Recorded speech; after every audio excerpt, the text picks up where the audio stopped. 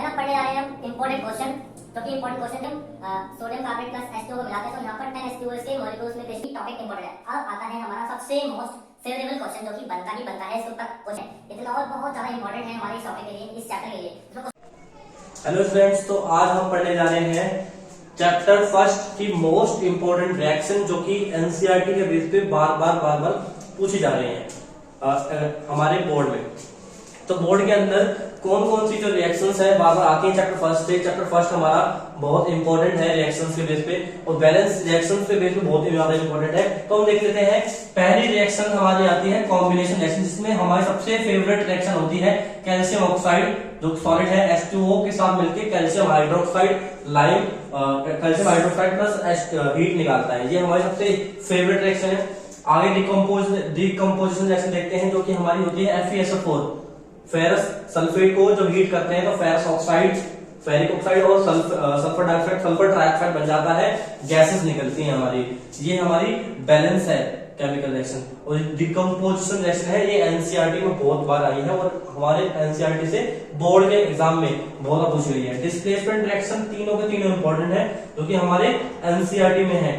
Fe को copper sulphate से मिलाया गया है, जिंक को कॉपर सल्फेट से, लेड को कॉपर सल्फेट, तीनों हाईली रिएक्टिव हैं, जो कि कॉपर से हाईली रिएक्टिव है। सोल्ट सॉल्यूशन से उसे डिस्प्लेस कर देगी, देन बना लेगी FeSO4, ZnSO4, PbCl2। ये हमारी है डिस्प्लेसमेंट रिएक्शन, जो कि हमें पता है।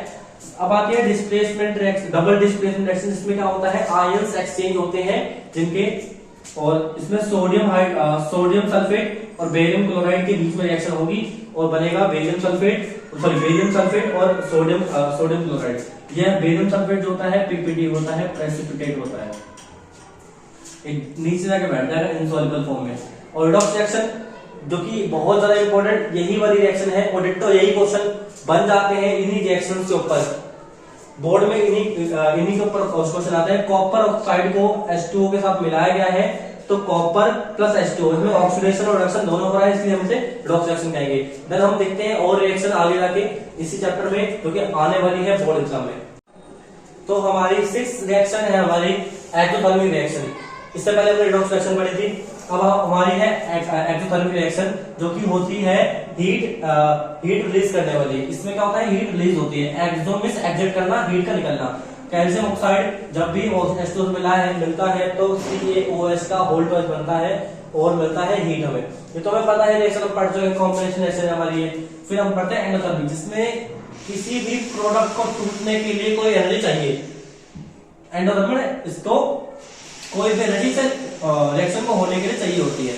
AgCl2 बन जाता है सनलाइट में 2Ag प्लस Cl2, ये टूट जाता है, ब्रेकडाउन हो जाता है हमारा AgCl, है ना। तो अब आता है सबसे इंपॉर्टेंट टॉपिक हमारी इस वीडियो का, जो कि है एक्टिविटी। और एक्टिविटी हर किसी एग्जाम में आई हुई है, बोर्ड एग्जाम में हरदम आती है, और ये इस बार भी आने वाली है एक्टिविटी, क्योंकि एनसीईआरटी के एक्टिविटी बेस्ड क्वेश्चन है, वो इस पे ही बनेंगे। रिएक्शंस हमारी केमिस्ट्री की होती है, जिसमें सब तरह क्वेश्चन बनते हैं। जैसे है बर्निंग ऑफ मैग्नीशियम रिवर, सबसे इंपॉर्टेंट, सबसे पहले चैप्टर की सबसे इंपॉर्टेंट रिएक्शन है हमारी एक्टिविटी है। जब भी मैग्नीशियम रिवर को हम ऑक्सीजन प्रेजेंस में हीट करते हैं,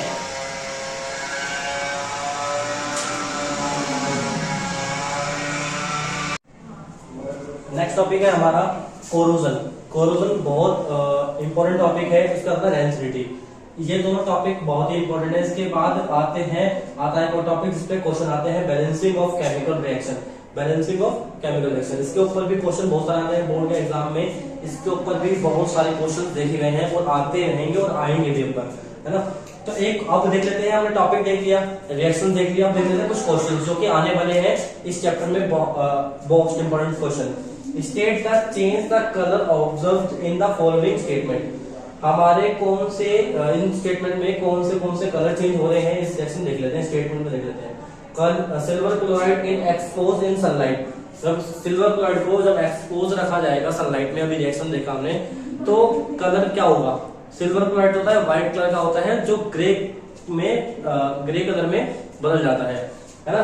अगर उसे एक्सपोज सनलाइट में रखा जाएगा तो। A piece of zinc is dipped in a ferrous sulphate, हमें पता है फेरस सल्फेट जो होता है हमारा FeSO4 लाइट ग्रीन कलर का होता है, और लाइट ग्रीन कलर का होता है जिंक जो होता है, जिंक में डिप करा जाएगा तो उसका कलर चेंज हो जाएगा, उसका ना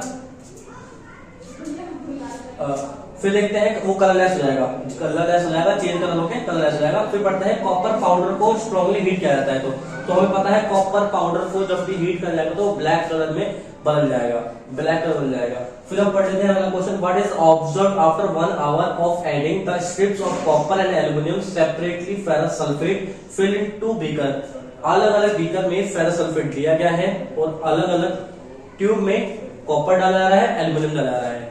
तो अगर कोई चेंज आता है तो बताएं, पहले बात उसका नाम बताएं।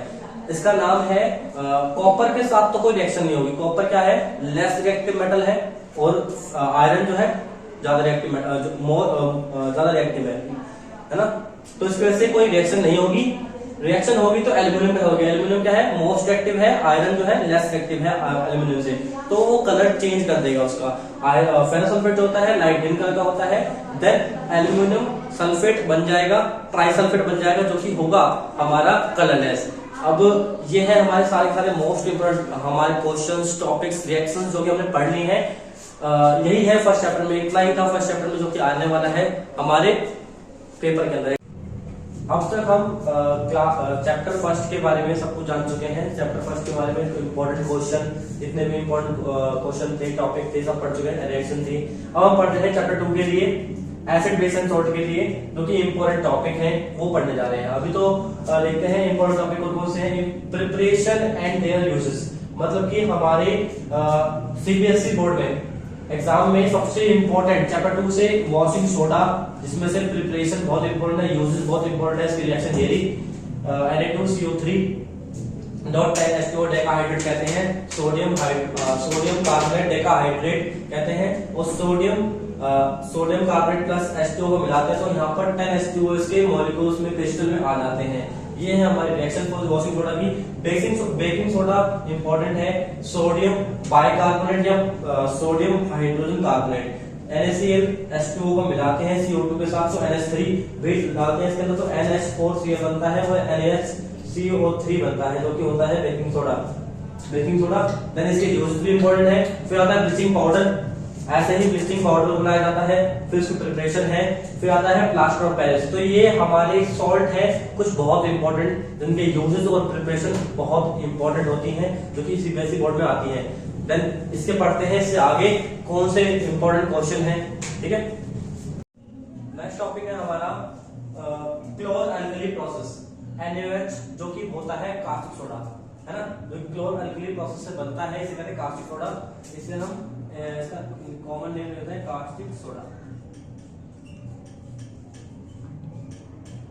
कास्टिक सोडा जो कि होता है NaCl H2O से मिलकर बनता है, और NaOH इसका फॉर्मूला होता है, सोडियम हाइड्रोक्साइड कहते हैं, और कास्टिक सोडा क्लोरीन और H2 गैस इसमें एक्स्ट्रा में निकल जाती है ना। फिर छठा टॉपिक है हमारा एसिड रिएक्ट विद मेटल से रिएक्ट करते हैं तो क्या क्या प्रोडक्ट मिलता है हमें। फिर आता है importance of pH in everyday life में पीएच का क्या रोल है। फिर आठ टॉपिक है हमारा concept of pH value, pH जो स्केल है उसकी वैल्यू पता होनी चाहिए, कैसे कैसे वर्क करता है, कौन कौन से कॉन्सेप्ट, अगर कौन कौन से कंपाउंड ग्रीन होते हैं, येलो होते हैं, ऑरेंज होते हैं, तो उससे क्या क्या असर, क्या क्या वो एसिड होता है, बेस होता है, वो पीएच पेपर ही बताता है, पीएच स्केल ही बताता है हमें। तो कॉन्सेप्ट ऑफ पीएच हमें पता होना चाहिए। ये बहुत इंपॉर्टेंट टॉपिक है सीबीएसई के लिए, बोर्ड के लिए। Metal carbonate react with acid, acid जो है मेटल कार्बोनेट से अगर रिएक्ट करेगा तो क्या बनेगा। अगर Na2CO3 सोडियम कार्बोनेट बनेगा, अगर मिलेगा Cl से तो बनाएगा NaCl + H2O + CO2। ये हमारी रिएक्शन है, बहुत ही इंपॉर्टेंट। इसके बाद हम पढ़ने जा रहे हैं कुछ इंपॉर्टेंट क्वेश्चन, देन चैप्टर 2 के इंपॉर्टेंट क्वेश्चन, इंपॉर्टेंट टॉपिक खत्म हो जाएंगे। देन अब पढ़ने जा रहे हैं हम इंपॉर्टेंट क्वेश्चन, जो कि इंपॉर्टेंट क्वेश्चन जो जिसके बेस पे इन्हीं क्वेश्चनों को बार बार सीबीएसई बोर्ड में बार बार घुमा फिरा के पूछा गया है। यही क्वेश्चन होते हैं, बेस इनका यही होता है, पर क्वेश्चन अलग आ जाता है कभी कभी। तो कौन सा क्वेश्चन है, 10 ml of H2SO4 is mixed with 10 ml of Mg magnesium hydroxide of same concentration when the color of solution। क्या है H2SO4 जो कंसंट्रिक एसिड है, सॉरी कंसंट्रिक सल्फ्यूरिक एसिड है, और मैग्नीशियम हाइड्रोक्साइड जो कि बेस है, कंसंट्रिक बेस है। तो दोनों को मिलाया जाता है तो उनका कलर क्या आएगा, पीएच पेपर में उनका कलर क्या आता है, तो ग्रीन कलर आएगा। अगर स्ट्रॉन्ग बेस स्ट्रॉन्ग एसिड मिल जाएंगे तो न्यूट्रल सॉल्यूशन देंगे जो कि ग्रीन कलर का होगा। फिर लिखते हैं write equation, write the chemical equation for the reactions blue colour copper sulphate crystal are heated. जब हम कॉपर क्रिस्टल को हीट करते हैं तो उनकी हीट करने पर कौन सी हीट करने पर हमें क्या क्या प्रोडक्ट मिलता है, उसकी केमिकल रिएक्शन हमें लिखनी पड़ेगी। Sodium hydrogen carbonate is heated during cooking. Sodium hydrogen carbonate, sodium bicarbonate को जब हीट करते हैं तो वो कौन सी रिएक्शंस गिवन होती है वो लिखनी पड़ेगी इसके अंदर, इस क्वेश्चन के अंदर। अब एक और क्वेश्चन आ गए हैं इनकी रिएक्शन लिखनी, पर उनको बताना है ये रिएक्टिविटी एक्टिविटी के ऊपर भी हो सकते हैं क्वेश्चन। ये fresh milk has a pH of 6 when it change into curd will its pH increase और डिक्रीज बाय। जब एक फ्रेश मिल्क को 6 पीएच वैल्यू है, जब वो कर्ड बन जाता है तो उसकी वैल्यू चेंज हो जाती है, तो उसकी वैल्यू बढ़ती है या घटती है, और क्यों बढ़ती है, ऐसा क्यों होता है, इसका आंसर हमें लिखना पड़ेगा। तो ये क्वेश्चन भी बहुत इंपॉर्टेंट है। अगर लिख लेते हैं अगला question, write the chemical name और molecular formula of tooth enamel. इसका ये क्वेश्चन इतना इंपॉर्टेंट है कि हमारे टूथ एनिमल किससे बना होता है, इसका केमिकल नेम पता है, टूथ एनिमल को मॉलिक्यूलर फॉर्मूला पता है, कैल्शियम फॉस्फेट। हमारे दांत जो होते हैं कैल्शियम फॉस्फेट से बने होते हैं, CA3PO4 का होल ट्वाइस का फॉर्मूला होता है कैल्शियम फॉस्फेट। देन इतना ही हमारा चैप्टर 2 में क्वेश्चन है, इंपॉर्टेंट टॉपिक, इंपॉर्टेंट क्वेश्चन जो कि आने वाले हैं बोर्ड एग्जाम में। देन हम देखते हैं कुछ और चैप्टर 3 के, चैप्टर 4 के लिए केमिस्ट्री हमें पूरी करनी है इस पूरी वीडियो में, ठीक है। मिलते हैं पढ़ने जा रहे हैं चैप्टर 3 के लिए, चैप्टर 1 और चैप्टर 2 देख लिया हमने। अब देखने जा रहे हैं chapter 3 metal and non metal. इसमें कौन कौन से टॉपिक हमारे इंपॉर्टेंट हैं और क्या क्या इंपॉर्टेंट है जिसपे हमारे बोर्ड एग्जाम में क्वेश्चंस आते हैं। पहला इंपॉर्टेंट टॉपिक है हमारा थर्माइट प्रोसेस, जिसमें बहुत इंपॉर्टेंट एक इक्वेशन है जो कि हमें पढ़नी होती है। थर्माइट प्रोसेस बहुत ज्यादा आज आया जाता है बोर्ड एग्जाम में, तो ये बहुत बार लिखा हुआ है। रोस्टिंग एंड कैंसिलेशन एक ऐसा टॉपिक है जो कि हमारा बहुत बार आया हुआ है, बहुत पूछा गया है बोर्ड एग्जाम में। देन हम देखते हैं the reactivity series. Reactivity series पे क्वेश्चन जो होता है अलग अलग तरह से बन जाता है। रिएक्टिविटी सीरीज की कभी कभी आते रिएक्शंस आ जाते हैं कि रिएक्शन डिस्प्लेसमेंट रिएक्शन में यूज हो जाता है, कभी वाटर के रिएक्शन में यूज हो जाता है। अलग अलग तरीके से रिएक्टिविटी सीरीज के लिए क्वेश्चंस आते हैं, तो रिएक्टिविटी सीरीज मस्ट हमें लर्न होनी चाहिए। और लर्न नहीं है तो याद करें, रिएक्टिविटी सीरीज याद करने के बहुत तरीके हैं यूट्यूब पे, ठीक है। Representation of ionic compound. Ionic compound इस चैप्टर में इसलिए ही इंपॉर्टेंट है क्योंकि चैप्टर 4 हमारा कोवैलेंट बॉन्ड के ऊपर है। कोवैलेंट बॉन्ड हमारे कोवैलेंट कंपाउंड जो हमारे हैं वो रिप्रेजेंट कर रहा है कार्बन एंड कंपाउंड। तो ये चैप्टर 3 जो है आयोनिक कंपाउंड को शो करेगा, है ना। आयोनिक कंपाउंड के ऊपर क्वेश्चन कैसे भी आ सकता है ये हमें देखना होगा, ये हमें पढ़ना होगा, ओके। ये भी टॉपिक इंपॉर्टेंट है। अब आता है हमारा सबसे मोस्ट फेवरेबल क्वेश्चन जो कि बनता ही बनता है इसके ऊपर क्वेश्चन। एम्फोटेरिक ऑक्साइड क्या है, एम्फोटेरिक ऑक्साइड क्या होते हैं, कैसे होते हैं, मतलब कैसे कैसे रिएक्शंस करते हैं, क्यों कहा जाता है इसे, सब पे सब पूछ जाते हैं क्वेश्चन कभी कभी। तो एम्फोटेरिक ऑक्साइड के ऊपर कोरोजन एंड प्रिवेंशन लास्ट देखा हमने फर्स्ट चैप्टर में, उसमें भी कोरोजन देखा, इसमें भी कोरोजन है, इसमें भी कोरोजन है, तो दोनों के दोनों इंपॉर्टेंट हैं। अब पढ़ते हैं, अब देखते हैं electrolytic refining of copper. Electrolytic refining of copper मतलब कि हम जो कि एक्सट्रैक्शन ऑफ मेटल वाला मेटलर्जिकल टॉपिक है इसमें, उसमें इलेक्ट्रोलाइटिक रिफाइनिंग और ये रोस्टिंग एंड कैल्कुलेशन, ये दोनों टॉपिक बहुत इंपॉर्टेंट है। देन यही है हमारे चैप्टर 3 में, इतने ही बेस पे टॉपिक पे क्वेश्चन बनते हैं, इससे ज्यादा नहीं बन पाएंगे। अब देखते हैं चैप्टर 4। देन ये केमिस्ट्री का पार्ट पूरा कंप्लीट हो जाएगा हमारा। देखते हैं चैप्टर 4, ठीक है। देन अब पढ़ने जा रहे हैं चैप्टर 4। चैप्टर 4 हमारा मोस्ट इंपोर्टेंट टॉपिक कैरी करता है, बहुत मोस्ट इंपोर्टेंट हमारा चैप्टर भी है कार्बन एंड इट्स कंपाउंड, क्योंकि इंपॉर्टेंट ले रखा था मैंने, मार्क्स लगे 10 मार्क्स, तो 10 मार्क्स कम नहीं होते, और इसमें ही 10 मार्क्स जो है हमारे बहुत ज्यादा हैवी मार्क्स में आ जाते हैं, इसलिए ये हार्ड चैप्टर में आता है। और ये हार्ड चैप्टर में आने के साथ साथ इसके 10 टॉपिक जो है बहुत मोस्ट इम्पोर्टेंट है। 10 टॉपिक जो है देखा जाए तो पहला टॉपिक हमारा, पहले 5 से 6 टॉपिक ये हैं हमारे किसके ऊपर, chemical property of carbon compound. हमारे जितने भी कार्बन कंपाउंड की केमिकल प्रॉपर्टी है वो सारी की सारी मोस्ट इंपॉर्टेंट है, इसके ऊपर क्वेश्चन आते ही आते हैं। अब देख लेते हैं एस्टरिफिकेशन रिएक्शन, ये भी केमिकल कंपाउंड की केमिकल प्रॉपर्टी की है। सपोनिफिकेशन रिएक्शन और oxidation, addition reaction, substitution, combination, ये सारी क्या है हमारी chemical property of carbon compound की ही रिएक्शन है, तो हमें पढ़नी है, मस्ट पढ़नी है। अगर हम इस चैप्टर को चाहते हैं कि अच्छे मार्क्स 10 मार्क्स आ सके तो केमिकल प्रॉपर्टी हमें पढ़नी होगी, ठीक है। केमिकल प्रॉपर्टी हमें मस्ट पढ़नी होगी। देखते हैं रिएक्शन ऑफ इथेनॉल। इथेनॉल हमारा मैंने वीडियो में हमारी वीडियो आने वाली है इस चैप्टर की, उसमें हम बताएंगे कि इथेनॉल क्यों इंपॉर्टेंट है। इथेनॉल बहुत ज्यादा इंपॉर्टेंट है हमारे इस टॉपिक के लिए, इस चैप्टर के लिए, इसमें क्वेश्चन आते ही आते हैं। Difference between saturated and unsaturated compound, ये क्या है, सैचुरेटेड और अनसैचुरेटेड कंपाउंड के बीच में डिफरेंस। तो डिफरेंस क्या है कि हमारे 10th के एग्जाम के लिए, बोर्ड एग्जाम के लिए फेवरेबल क्वेश्चन बनते हैं डिफरेंस के लिए। डिफरेंस जो है आता ही आता है, जैसे कि 6th चैप्टर में अब आने वाली वीडियो हमारी की मोस्ट इंपॉर्टेंट टॉपिक कौन कौन से हैं बायोलॉजी में। केमिस्ट्री के हमने अब बना रहे हैं, अब बनाएंगे बायोलॉजी के ऊपर। बायोलॉजी में डिफरेंस बहुत आते हैं, इसमें भी डिफरेंस आएंगे क्योंकि ये थ्योरेटिकली पार्ट है हमारा, तो डिफरेंस इसमें भी पूछा जाएगा। सैचुरेटेड और अनसैचुरेटेड कंपाउंड के लिए क्या डिफरेंस बताएं।